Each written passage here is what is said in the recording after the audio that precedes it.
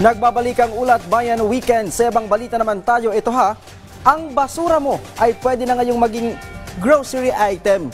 Sa bawat plastic bottles na makokolekta mo, may katumbas daw itong produkto. Kung paano alamin natin sa ulat ni Isaiah Mirafuentes.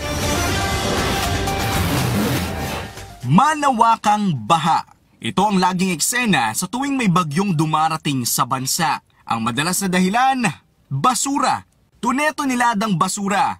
Ganito karami ang mga nahakot sa bansa araw-araw. Ang palata is 22 million tons of garbage every year.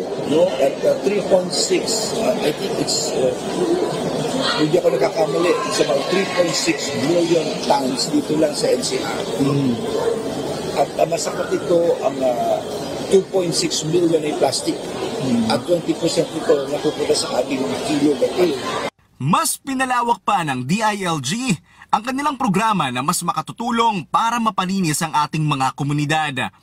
Dahil ang basura mo, pwede na ngayon gawing grocery item. Sa bawat plastic bottles na makukolekta mo, may katumbas itong produkto. Kagaya na lang ngayong araw sa Barangay 105, Tondo, Maynila. Maagang nagtipon ang mga residente para ipapalit ang kanilang plastic bottles. Nangako ang DILG na palagi ang babalik ang kanilang Mobile Material Recovery Facility. Hinihikayat din ng ahensya na matutong mag-segregate ang mga residente. Dahil bago pa nito, nililikom na ng Manila LGU ang mga nabubulok na basura upang gawing fertilizer at ang mga hindi naman nabubulok bilang furnitures. It's a matter of attitude. Kasi kung minsan may sistema naman tayong lahat. Kung pagdating ng basura, pinipick ito, pero importante, magtakot ka sa tamang oras. Sumunod ka doon sa programa ng barangay na pinulugan.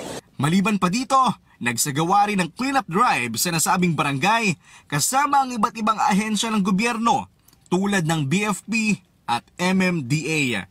Isaiah Mirafuentes para sa Pambansang TV sa Bagong Pilipinas.